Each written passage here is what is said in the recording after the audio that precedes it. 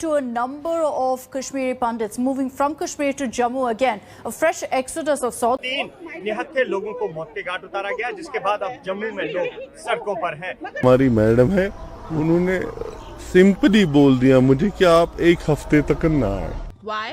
Because he's a fighter. He'll die like a fighter. The Valley of Kashmir was recently witness to another repetition of a chapter of history that is often remembered as one of the worst instances of genocide and mass migration in the Indian subcontinent. Kashmiri Pandits were forced to migrate in hundreds or go on 10-day leaves post the targeted killings of 2 Pandits in the valley. With regional parties requesting the Pandits to reconsider migration, there is an underlying flippant earmarking yet another instance of militancy as that of outrage on centre's policy. But to understand the reason behind happenings of this nature, let us first understand who Kashmiri Pandits are in the first place. Belonging to the Panchagauda Brahmin group, Kashmiri Pandits are an extension to the Saraswat Brahmin community of the Indian subcontinent and have been living in the Kashmir Valley way before the Islamic influence here picked up. Their community was known for being one of the most progressive ones, with the influence of the much contested Varna system being very less and the position of women being of utmost importance in the society. The Islamic influence in the medieval period, though, led to many Hindus converting to Islam and large-scale migrations in search of employment or otherwise. Post the partition, though, Kashmiris have been a victim of militancy and terrorism stemming from religious hatred and extremism. But this had never led to large-scale migrations before. What then changed in the 1990s? Tensions and ripples started breaking the walls of the valley in the 80s itself. The death of Sheikh Abdullah, breaking up of the National Congress, the hanging of Maqbool Bhatt, the rigged elections which resulted in Farooq Abdullah winning, and the allowing of Hindus to offer prayers in Babri Masjid led to communal tensions being rife in Kashmir. There were attacks and protests on Hindu temples and properties of Kashmiri Pandits, and the daughter of Mufti Saeed was kidnapped. Tika Lal Taplu, Premnath Bhatt, and Neelkant Ganju were shot dead. By the 1990s, governor's rule had been imposed in the state. January 19 marked a pivotal moment. Announcements were made on loudspeakers and from mosques, threatening the Pandits to leave the valley.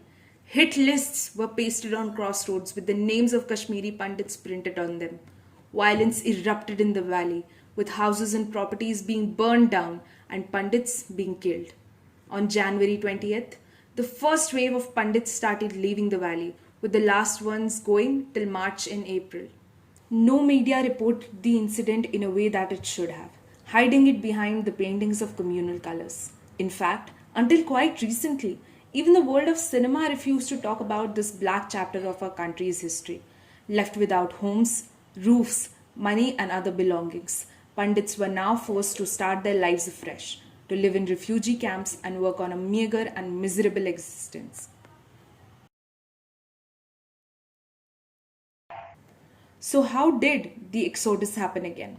The removal of Article 370 and the construction of colonies for the rehabilitation of Pandits once again ignited militancy and separatism, which resulted in 2 targeted killings of the minorities.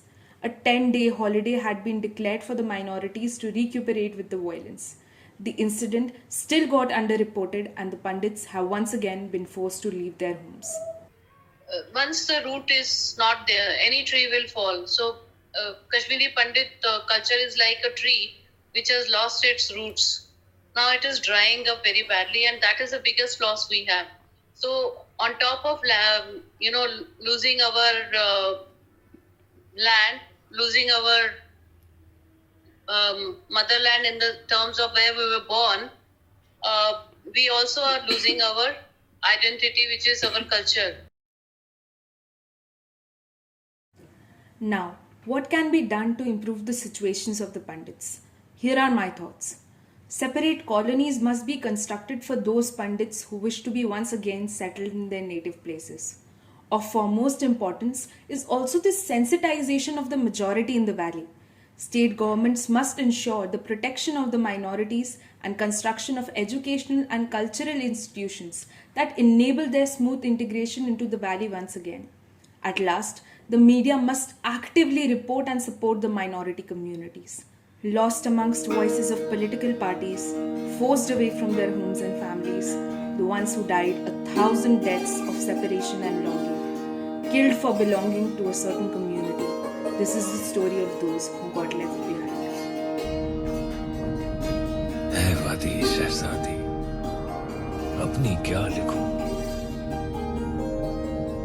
हर पल तेरी याद सताती रहती है, आती जाती हर एक सांस ये कहती है, एक दिन तुमसे मिलने वापस आऊंगा।